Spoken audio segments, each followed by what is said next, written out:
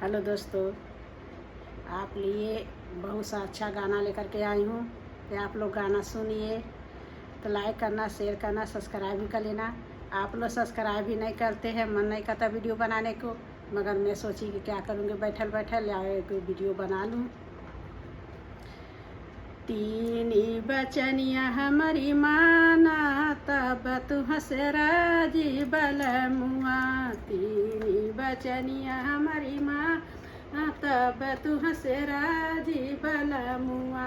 तीनी बचनिया हमारी माना, तब तू हंसरा जी बलमुआ। तिलिया का तेल सारा सोइया बुकौआ, तिलिया का तेल सारा सोइया बुकौआ। तीनों टाइम हम के लगावा, तब तू हंसरा जी बलमुआ। तीनों टाइम हम के लगावा, तब तू हंसरा जी बलमुआ। तीनी बचनिया हमारी माना, तब तू हंसरा जी बलम। तीनी बचनिया हमारी माना, तब तू हंसरा जी बलमुआ।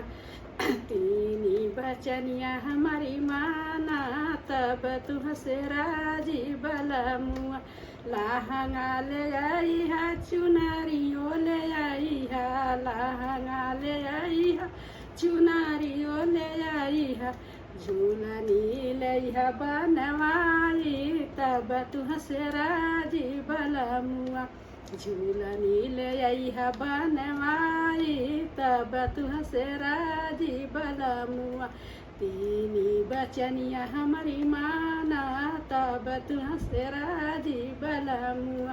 तीनी बचनिया हमारी माना, तब तू हंसरा जी बलमुआ।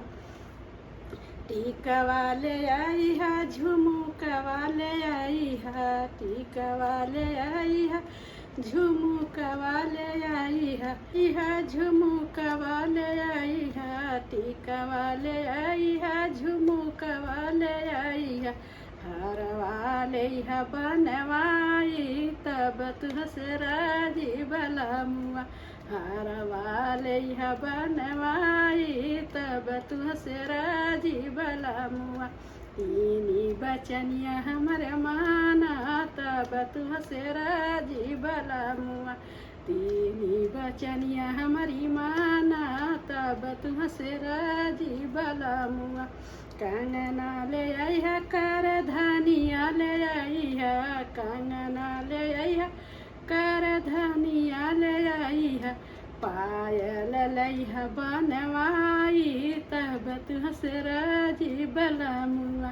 पायल लई है बनवाई, तब तू हंसरा जी बलमुआ।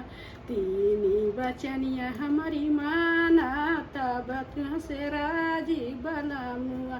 तीनी बचनिया हमारी माना, तब तू हंसरा जी बलमुआ।